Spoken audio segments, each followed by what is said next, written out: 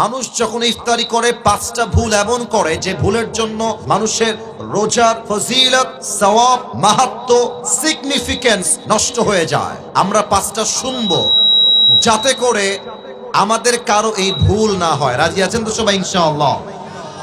এক নাম্বার, রমজান মাসে অনেকে দেখবেন ইফতারি খেতে বসে একটা ভুল সবাই করে, বেশিরভাগ মানুষ দেখবেন মোবাইল ফোন নিয়ে রেডিওর আজান কখন হবে তারা রেডিওর আজানের অপেক্ষায় থাকে। এটা ভুল ধারণা, মাথায় রাখবেন। হাদিসে এসেছে নবী করিম সাল্লাল্লাহু আলাইহি ওয়াসাল্লাম বলেছেন, যখনই ইফতারির সময় হবে তোমরা তোমাদের ইফতারিকে গ্রহণ করো, আজানের জন্য অথবা অন্য কিছুর জন্য অপেক্ষা করবা না। আপনি যখন রেডিওর আজানের অপেক্ষা করেন, মাথায় রাখবেন, মনে করেন যে রেডিওর আজান হচ্ছে 6:05 আর আপনার ইফতারির টাইম হলো জেলার 6টার সময়।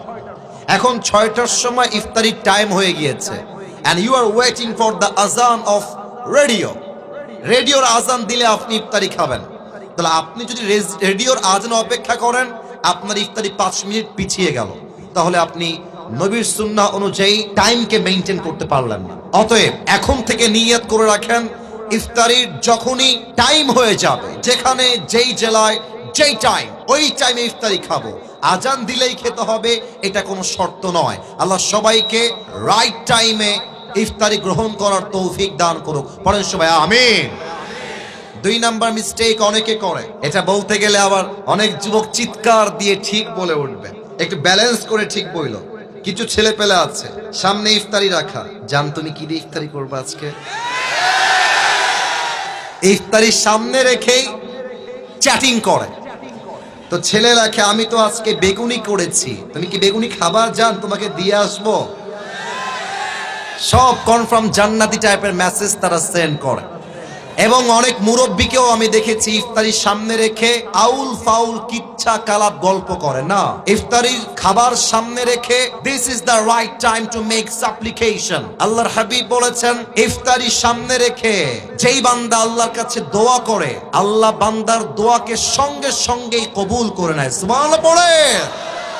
অতএব ইফতারির সামনে রেখে don't talk with your girlfriend, don't use the TikTok, don't use your YouTube. কোনো কিছু ইউজ হবে না, কোথাও টাইম ওয়েস্ট হবে না। ইফতারির সামনে রেখে অনলি দোয়া is allowed and nothing is allowed. ঠিক কিনা বলেন? ইফতারির সামনে রেখে আমি সবার থেকে জানতে চাই, আমরা সবাই হাত তুলে কি করব? একটু জোরে বলেন, ইফতারির সামনে রেখে আমরা হাত তুলে কি করব?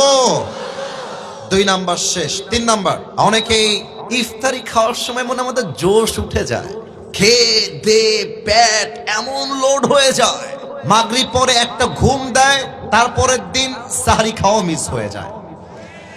আর বিশেষ করে দেখবেন কিছু ছেলে পেলে আছে খাইতে বসলে গরু ফেল করে ফেলে, আর ইফতারি এমন ভাবে খায় জীবনে মনে খাবার চোখেই দেখে নাই। এটা হাদিসে নিষেধ আসছে, এত বেশি খাওয়া যাবে না। একটু ব্যালেন্স করো, একটু ব্যালেন্স করো। পানি খাও, ফলমূল খাও, আর জাস্ট একটা পেঁয়াজি বা আলুর চপ খাও। যত ভাজা পোড়া কম খাবা, তোমার পেট ক্লিন থাকবে।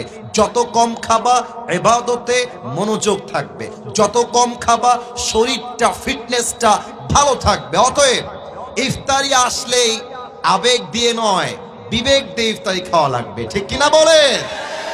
আচ্ছা, বেশি খেলে ক্ষতি কি হয় খেয়াল করা। খুব খেয়েছেন আর যখন উঠবেন দেখবেন যে আর উঠতেছে না, গা লেগে গেছে মাটির সাথে, তখন কি মনে হবে যে মাগরিবটা আজকে মসজিদে যাব না, বাসায় পড়ে নেই। মাগরিব পড়ে দেখবেন যে এত ক্লান্ত শরীর লাগবে যা আপনার তারাবি পড়ার মনটা হারায় যাবে। বিধায় ইফতারি হবে সীমিত, ইবাদত হবে বেশি বেশি। ঠিক কিনা বলেন? 3 নাম্বার শেষ, বাকি আছে আর মাত্র 2টা। 4 নাম্বারটা খুব খেয়াল করবেন, এই মিস্টেকটা আমরা অনেকেই করে থাকি। অনেকেই দেখবেন ইফতারি সামনে রেখে সবার আগে পেঁয়াজি মুখে দেয়, সবার আগে আলুর চপ মুখে দেয়, মানে যার যেটা পছন্দ। অনেকে দেখবেন যে পানি এমনে হাতে নিয়ে এভাবে থাকে, শালা আজান খালি দিক আছে খেয়ে সাবার করে ফেলবো একেবারে। আজান দেওয়ার সাথে সাথে পানি এমন খাওয়া খায়, অন্য কোনো কিছু আর খাইতে পারে না। না, এটা নিয়ম না। ইফতারের নিয়ম হচ্ছে, সুন্নাহ নিয়ম হচ্ছে, প্রথম খাবারটাই হবে খেজুর দিয়ে। সুবহানাল্লাহ পড়বেন না আপনারা সবাই? তাহলে আমার সঙ্গে উত্তর দেন, ইফতারির প্রথম খাবার আমরা শুরু করব পেঁয়াজি দিয়ে, আলুর চপ দিয়ে, না খেজুর দিয়ে? 4 নাম্বার, খেজুরটা মিস করবেন না। 5 নাম্বার, অনেকে অপেক্ষা করে রাত কখন হবে, কালো আকাশ কখন হবে। এটা ইহুদিদের কাজ ছিল। ইহুদিরা আকাশ কালো না হওয়া পর্যন্ত ইফতারি খেত না, এটা ওদের সিস্টেম। আমাদের সিস্টেম, ইফতারি হয়ে গিয়েছে, কালো আকাশ লাগবে না, মসজিদে আজান লাগবে না, ইফতারির টাইম হয়ে গিয়েছে, আমি সঙ্গে সঙ্গে ইফতারি গ্রহণ করব। ঠিক কিনা বলেন? আল্লাহ সবাইকে এই 5টা বদ আমল থেকে বাঁচার তৌফিক দান করুক। পড়েন সবাই আমিন।